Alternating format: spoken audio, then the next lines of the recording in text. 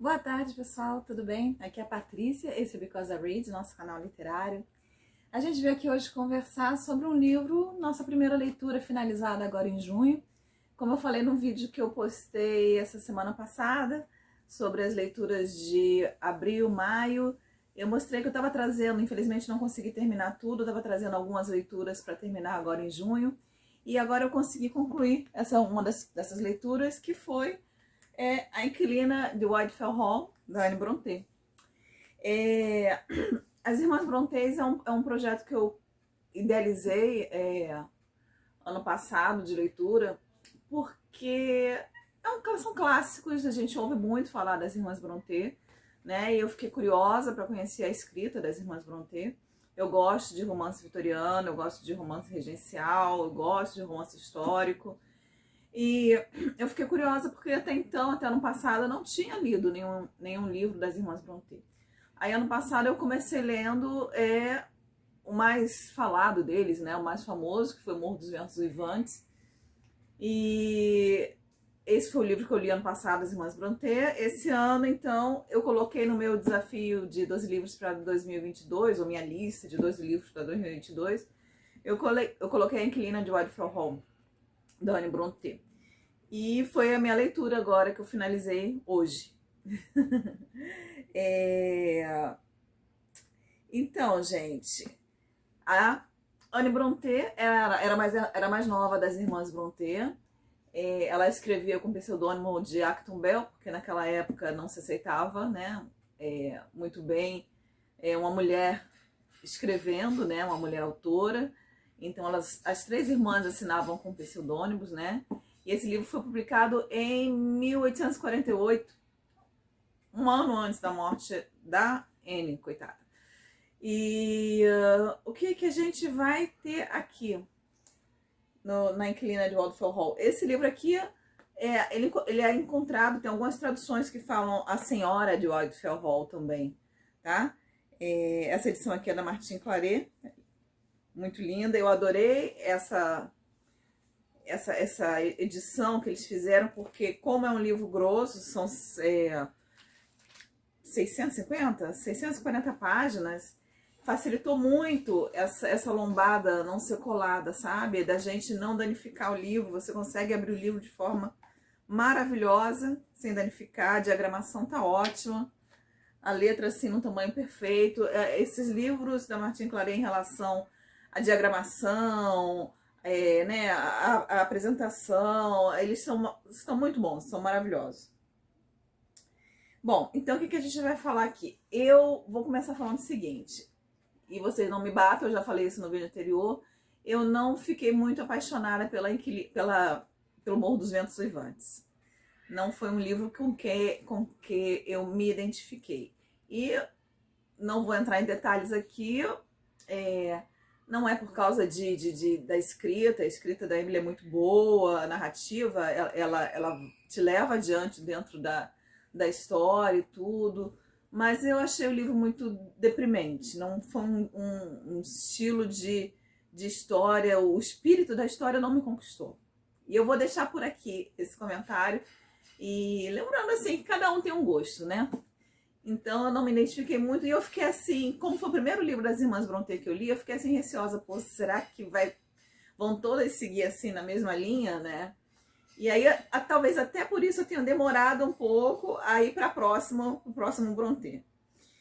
Mas aí, então, eu decidi tirar A Inquilina de Whitefell Hall da estante e comecei a ler ele mês passado. O que a gente tem aqui? A gente tem a história aqui da Helen, né? Se você for pronunciar em inglês. A Helen, ela é uma moça, ela é uma moça na idade de casar, né? De ir para o mercado matrimonial, como se dizia naquela época. Ela tem 18 anos. Ela não é assim nobre, ela não é duquesa, condessa, nada disso, mas ela é de uma boa condição social, ela tem um nível social muito bom, ela é de uma boa família, ela vive em sociedade. A mãe dela morreu, acho que quando ela era pequena, se não quando ela nasceu, mas acho que foi quando ela era pequena. Ela tem um irmão, e o pai não sabia como criar uma menina e acabou entregando a Helen para ser criada pelos tios, pela irmã dele e pelo cunhado, que não tinham filhos e queriam muito ter filhos.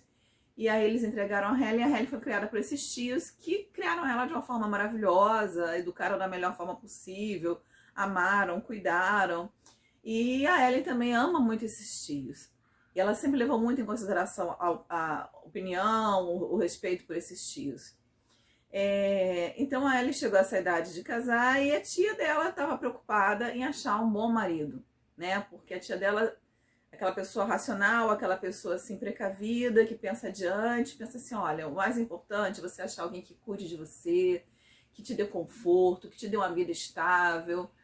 E o pensamento da Ellen não fugia muito disso. A Ellen também procurava alguma coisa assim. A Ellen não era aquela menina doidivanas assim que, eu tenho que me apaixonar. Não, ela também achava que ela queria ter um relacionamento estável com alguém que ela pudesse amar, que ela pudesse aprender a amar, né? E que gostasse dela, que tivesse afeição por ela o suficiente para dar ela uma vida confortável, uma vida estável, né? E só que os pretendentes que a tia começou a arrumar para ela eram pretendentes assim, né? Aqueles caras babões, né? Apesar de ter muito dinheiro e tudo, apesar de estarem todos interessados pela Helen, na verdade foram 2 pretendentes que a tia dela arrumou, mas era aquele assim, que não dava, né? Não dava para ela encarar. Ela pensou, olhou, analisou, mas falou para a tia, olha, não dá, né?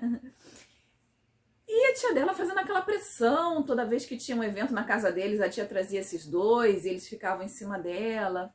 E no meio desse grupo que frequentava a casa da Helen, tinha também o Dom Juan, né? Que é o Arthur Huntston. O Arthur Huntston é aquele bom vivant, era o libertino, né? Ali tinha um grupo dele de amigos, que ele ia para as noitadas em Londres, que ele aproveitava a vida. Era aquele cara simpático, aquele cara agradável, aquele cara que tinha lábia. Não era um cara que se preocupava profundamente com nada, se não tinha um interesse específico, nada de trabalho, em cultura, em arte ou em alguma outra coisa, não tinha. O negócio do Huntston, do Arthur, era flertar, era aproveitar a vida, era beber, era comer, era namorar, e ele se namorou, então, da Helen. A Helen, percebendo a atenção dele, começou a observar ele e comparar ele com as opções dela, né? Os outros 2 senhores bem mais velhos, né? E aí, não que ela estivesse apaixonada pelo Arthur, mas ele era boa pinta, era bonito, chamava atenção, todas as mulheres se derretiam para ele, e ele, por alguma razão, apesar que a Ellen, cabe aqui dizer que a Ellen tinha, assim, preceitos morais muito firmados, era uma mulher, apesar da pouca idade dela, é uma mulher mais séria. A Ellen é inteligentíssima, a Ellen sabe falar sobre tudo, ela é uma pintora, ela é uma artista, ela tem sensibilidade, né? E ela era muito religiosa. A Ellen tinha, assim, uma fé em Deus e na palavra de Deus, aquela pessoa que sabia citar a palavra de Deus. Aqui, durante a leitura, você vai ver ela citar várias vezes a palavra, a Bíblia, as escrituras sagradas, e é uma pessoa que tinha princípios morais muito fortes. Não era aquela mulher assim, volúvel, frívola. E outra coisa, a Erin era uma pessoa muito direta. Ela tinha que falar, ela falava na sua cara sem ofender, mas também ela não fazia, voltinhas para dizer o que ela tinha que dizer. Ela falava o que ela tinha que falar. E você vai achar que um cara como o Arthur não vai querer uma mulher assim, vai querer uma mulher que se derreta para ele, mas não, ele ficou enamorado por esse jeito dela, né? Porque ele pensou assim, e é o que ele dizia para ela, você contrabalança o meu lado bom vivant, meu lado, né, de alguém que só quer aproveitar a vida, você vai ser o meu balanço moral, você vai me colocar na linha, né? E foi isso que ele fez ele pedi-la em casamento. Bom, vamos parar aqui essa história, porque essa história ela não começa por aí. Essa história ela começa alguns anos depois, quando Ellen chega numa cidade do interior, numa mansão meio que abandonada, para morar ali como inquilina, ela, a empregada, a aia dela, e o filho dela de 5 anos, o Arthur, né? Mesmo nome do pai. E ela vai ali porque é um lugar isolado, né? Ela chega ali, ninguém sabe nada dela. As poucas famílias em volta, a família do vicário, umas 2 outras famílias da vizinhança que tem fazenda, começam a se interessar em descobrir, porque naquele tempo se vivia de fofoca, né? Isso aqui é um romance vitoriano, gente. O romance vitoriano tem essa característica, né? Ele vai trazer muitas coisas do dia a dia, né? Quem já leu Jane Austen sabe disso, né? Tem romances da Jane Austen, eu gosto da Jane Austen, mas tem romances dela que me estressam, porque é assim, você vai pegar o guarda-chuva para mim, sabe? Uns diálogos assim, mínimos, assim, de coisas pequenas do dia a dia, assim, e que para mim seriam desnecessários na história, mas estão lá. Bom, então o romance vitoriano, ele traz muito essas coisas do dia a dia e tem muita fofoca, né? Eles vivem em torno disso, eles são muito preocupados com bens materiais, essa é uma preocupação que está sempre presente nos romances vitorianos, em bons casamentos, na realidade, né? Ele é muito pautado na realidade da época, ele não é aquela coisa assim ilusória, de romance, não, ele está muito pautado no dia a dia da sociedade daquela época. Então ela chega lá, as pessoas começam, todo mundo vê assim, que ela não se mete com ninguém, que ela ficou na casa dela, no canto dela. E aí, não conformados com isso, eles começam a fazer visitas a ela. O vicário vai lá fazer a visita, perguntar por que ela não está indo à igreja. As outras famílias começam a visitar com a desculpa de querer se apresentar a ela. E ela, sim, dá aquela atenção, mas não está muito afim de papo. E aí, por isso, eles começam a falar mal dela, né? Começam a inventar coisas a respeito dela. Uma dessas famílias é formada pela mãe e mais 3 filhos, uma mulher e 2 homens. Nós vamos encontrar aí o Gilbert. O Gilbert é, no caso, o bon vivant ali da região. Mas é um bon vivant diferente, bem diferente do Arthur. Ele é aquele cara que é o bonito, solteiro, né, dono da fazenda, que a mulherada se interessa. E ele, assim, ele dá atenção pra mulherada que mora ali em volta dele, né? Ele flerta com elas, sem se comprometer, sem fazer corte exatamente. Mas ele faz as visitas, ele dá trela, ele sabe quem é que está interessado nele, quem é que não está, né? Ele lembra um pouco o Arthur, né? Marido da Ellen, mas ele tem um caráter diferente do Arthur, né? E o livro começa aí. E aí o Gilbert não acredita nas besteiras que começa a falar dela, que ela tem um caso com um dos vizinhos, que na verdade a casa que ela mora, que é o Whitefell Hall, que é uma casa meio que abandonada, foi alugada para ela pelo Mr. Lawrence, né, o Lord Lawrence. E o Lawrence, ele é um homem solteiro também, né? E aí começaram a falar que ela tem caso com ele, porque ela chegou lá, importante falar, como se fosse viúva, né? Ela se apresentou lá como uma viúva. E aí o Gilbert não acredita nessas maledicências e ele começa a dar um jeito de se encontrar com ela quando ela tá passeando e faz amizade com o filho dela. E eles começam a perceber que eles têm muitas afinidades, começam a se namorar um pelo outro. E ela fala pra ele que quando ele começa a deixar mais claro esse sentimento dele por ela, ela fala, não, olha, é impossível. Mas ele sabe que ela retribui esse sentimento, mesmo que ela não fale, né? E aí ele começa a pressionar, até que ela pega e joga pra ele, entrega pra ele, num momento assim de emoção, um diário dela. Fala assim, isso aí depois de meses, tá, gente? Deles convivendo, de passeios, de piqueniques, dele defender ela pra mulherada, dizer que ela não é nada daquilo, a mulherada com raiva, porque, pô, se chega uma estrangeira, viúva mais velha, e ele, que é o bom partido, vai se interessar logo por ela, né?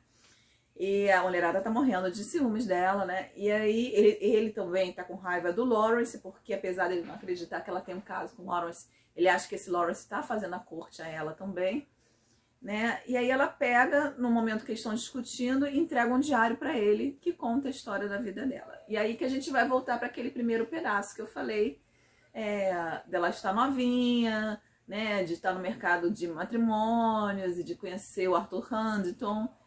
E aí, gente, ela pesa tudo na balança, né? Voltando a essa primeira época dela, quando ele começa a ler o diário. E mais um detalhe importante para falar. Essa história que é narrada, na verdade tem 2 narradores, né? Tem o Gilbert, né? Que vai começar narrando aqui como se fosse uma carta, né? Então ela tem uma forma epistolar de narrativa. como se ele estivesse conversando com um amigo dele. Olha, meu amigo, eu vou te contar uma história. E aí ele começa a contar quando ele conheceu a Helen. E depois, quando ela entrega o diário a ele, começa a entrar na voz dela, a narrativa, como se ela tivesse... Já que ela escreveu a carta, começa a ser a narrativa dela. Então esses são os dois narradores da história. Então aí ele começa a ler a carta, né, para o amigo dele, ele começa a ver tudo o que aconteceu. E aí, o que acontece? A Ellen tem a opção de casar, mas apesar dela saber que o Huntington não é isso tudo, mas pelo menos ele é melhor que os dois velhos, ela quer acabar com aquela pressão da família e ela acaba aceitando o pedido do Huntington e casa com ele. Logo que ela casa com ele, ele começa a botar as manguinhas de fora, né? Ele começa a tratar ela com mais desleixo, ela vê que ele quer que o mundo, que tudo gira em torno dele, que ela gira em torno dele o tempo inteiro, que a obrigação dela é agradar, é ficar com ele, é girar em torno dele o tempo inteiro, né? Ela não pode ter nenhum outro interesse que não seja babar em cima dele, que seja mimar ele o tempo todo. E isso começa a incomodar, mas ela fica, não, tudo bem, me casei, eu vou amar, E ele bebe muito, né? E até aí começou ele, mano. Só que o negócio começa a progredir. Ele resolve ir pra Londres sozinho, né? Porque eles moram no...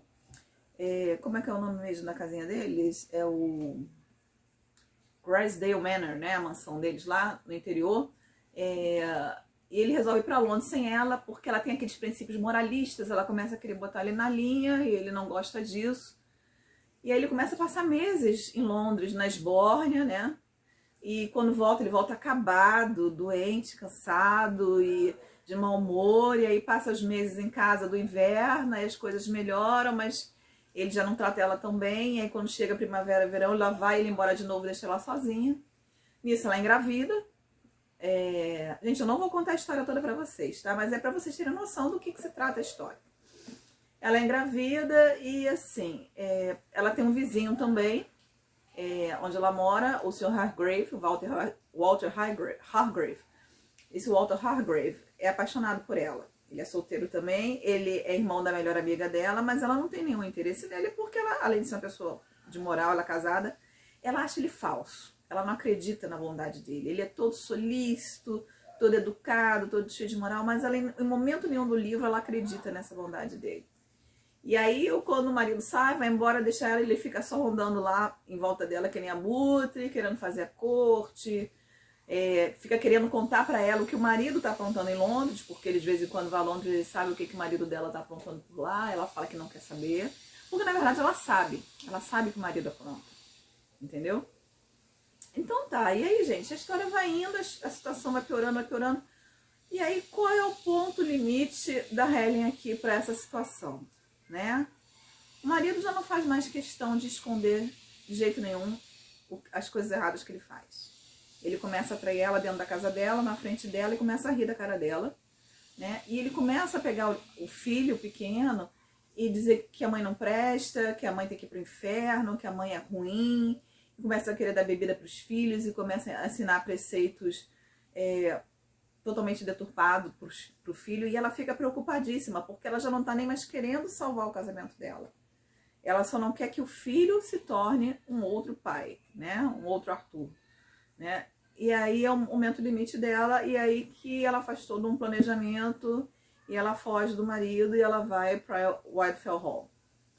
Não vou contar mais dessa história, gente. O que eu achei agora, então, dessa história? Essa história por que eu falei antes, né do Morro dos Ventos Vivantes? Porque eu fiquei, como eu disse, meio receosa, mas essa história foi bem diferente. Foi uma história muito gostosa de ler, uma história muito... A narrativa é bem fluida. No início demora um pouco a engrenar, né? Tem aquela parte das fofocas, né, e tudo. E apesar da Helen ser uma personalidade forte, o segundo narrador aqui, que é o Gilbert, na minha opinião, Patrícia, ele é um cara meio fraco, sabe? Assim, ele é aquele bom moço, é mimado pela mãe, mimado pela família, que é o filho mais velho, tem tudo na mão, é um cara que é inteligente, mas, sabe, falta atitude nele, sabe? Apesar de ser um cara que não é ruim, não é mau caráter, mas falta atitude nele. E nesse início, como ele aparece bastante, isso aí me incomodou, essa falta de presença dele dentro da história. Mas depois, quando chega a parte do diário dela, a história fica bem interessante. E primeiro essa parte do diário dela é uma coisa bem leve, bem suave, é a parte da flerte, é a parte que ela está interagindo com as outras mulheres da sociedade, com as outras meninas e tudo. Depois que a coisa do casamento, que a coisa começa a ficar mais hardcore, mais pesada, né? Mas em todo momento o livro foi um livro envolvente, que foi me puxando para a próxima página, eu querendo saber o que ia acontecer. Então isso, como leitora, para mim já é uma coisa bem bacana, já foi bem diferente do Morro dos Ventos Uvantes, que eu terminei na Força do Ódio. E não era nem que a narrativa, de novo, não era narrativa ruim, mas o livro estava me deprimindo. Esse livro aqui, apesar de ter uma parte mais pesada, e isso é uma outra característica do romance vitoriano, ele tem uma história mais pesada, né?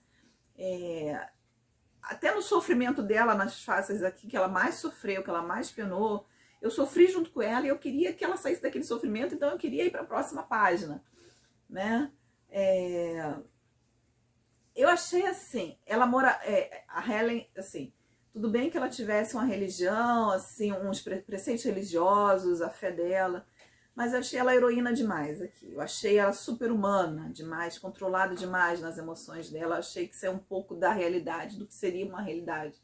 Ela não seria uma mulher dela, por mais forte que ela seja, ela não seria tão forte para suportar tantas provações e tantas tentações e não cair em momento nenhum. Sempre superar sozinha, se virar sozinha e admitir que o erro é dela e a responsabilidade, ir para frente, ser sempre racional. Eu achei que isso forçou um pouco a personalidade da protagonista. Mas não comprometeu, tá? Não comprometeu. Ela é uma personagem extremamente interessante dentro da história.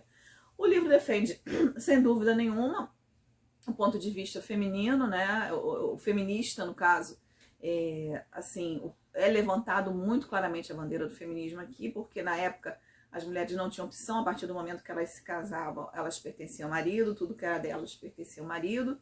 Ela estava dentro de um casamento infeliz que ela não podia sair, porque o marido falou que ela não ia deixar ela sair, que se ela quisesse ela podia ir embora, mas o filho ia ficar, apesar dele estar totalmente errado em questões de comportamento, de atitude. Então, assim, é levantado muito claramente essa bandeira, assim, da falta de direito das mulheres. E o fato da Ellen ser infinitamente mais inteligente do que o marido dela, e ele sabia disso, e todo mundo via isso, mas isso não trazia para ela felicidade, pelo contrário, só trazia sofrimento, porque ela era obrigada a se subjugar a ele, né? Então isso aqui é interessante de você observar nessa história. Então eu gostei muito, gente. O final aqui é um final que você vai esperar, né? Num romance vitoriano. É normalmente um final que você vai encontrar num livro de Jane Austen, num livro das outras Brontës, e no romance vitoriano é isso que você pode esperar, né? E minha conclusão final, gostei bastante dessa leitura, gostei muito da Anne Brontë aqui nesse livro. Não sei, eu tenho Agnes Grey aqui também para ler, mas gostei muito da escrita da Anne Brontë. Foi um livro que me divertiu, que me entreteu, que levantou alguns pontos, que me fez pensar em algumas coisas, e foi uma leitura muito válida, gostei muito. Algumas curiosidades aqui sobre esse livro, né?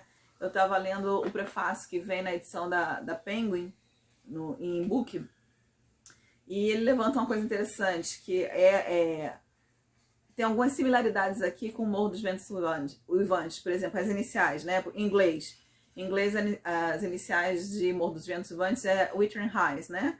E aqui também é WH, Whitefield Hall, né? Os personagens, a maioria dos personagens masculinos no Morro dos Ventos Uivantes começa com a letra H. Aqui também é o Hudson, o Hargrave, o Hartley. Então, assim, tem algumas coisas curiosas aí que são similaridades entre os dois romances. Outra coisa, mais importante um pouquinho aí dentro dessas similaridades, é a casa gótica, né? A casa gótica no sentido assim, aquela mansão abandonada, né? Wuthering Heights é uma mansão abandonada. Aqui a gente tem Whitefield Hall. Não é tão assombrada, tão dark quanto, né, a Wuthering Heights, do Morro dos Ventos Uivantes, mas é uma casa antiga, é uma casa meio sombria, que ela chega lá com tristeza, com sentimentos sombrios. Tem esse lado meio gótico da história aqui dentro também. né, dessa casa aqui de Whitefell Hall. E não só na casa de Whitefell Hall também, né, no deixa eu ver, só conferir aqui, gente, aqui que eu coloquei, deixa eu ver. No Grassdale Manor, que é a casa que era do marido dela, né, do Arthur Hunston. É uma casa, assim, que apesar de ser bonita e tudo, é uma casa que para ela vira uma casa pesada pela história que ela vivencia ali de casamento com o marido dela, né? Então, assim, o que mais que a gente tem aqui? Outra coisa interessante aqui que eu acho bom ressaltar, que as irmãs Brontë tinham um irmão, que era o Bramwell, que faleceu, né? Eu acho que antes das 3. E ele tinha esses problemas todos com bebida, com esbórnia, com tudo. Elas tinham muito problema com ele, né? Então não é de se duvidar que Anne Brontë tenha se inspirado um pouco na figura do irmão para criar esse personagem do marido da Helen aqui, do Arthur, também, né? Que mais? Então é isso, gente. Eu acho que é assim, foi uma história muito válida. Eu pretendo ler depois dele, próximo, provavelmente aqui das Irmãs Brontë que eu tenho, vai ser o Jane Eyre. E não sei quando. Como eu já falei para vocês no vídeo que eu fiz semana passada sobre que é Book Haul, leituras de abril-maio, eu tenho esse projeto das Irmãs Brontë, eu pretendo ler todas e depois fazer um vídeo falando o que eu achei dele de forma geral. Mas conforme eu for lendo cada um, eu vou trazer a resenha aqui para vocês. Essa foi a minha primeira leitura de junho. Acho que eu comecei junho muito bem.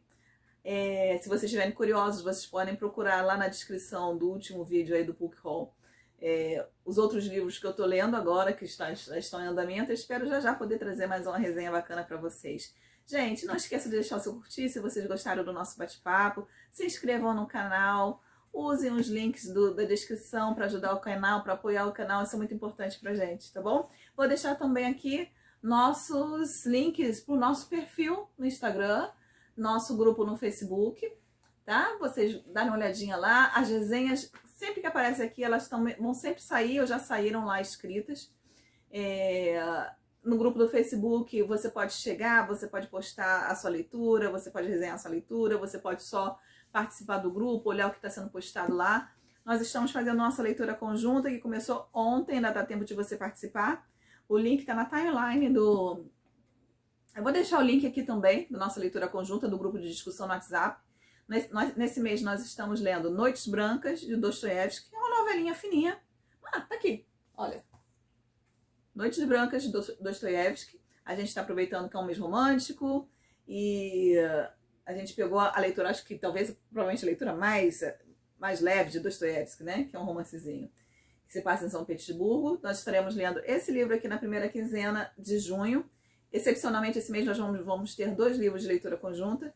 E na segunda quinzena de junho nós estaremos lendo O Primeiro Amor, de Ivan Turgenev. Então, 2 amores russos para a gente passar o nosso mês de junho. Venha participar com a gente, entra lá no grupo de discussão, está sendo bem bacana. Já está saindo coisas maravilhosas, apesar de ainda ser o 3º dia de leitura. É isso aí então, pessoal. Até a próxima, bom estar com vocês. Tchau, tchau.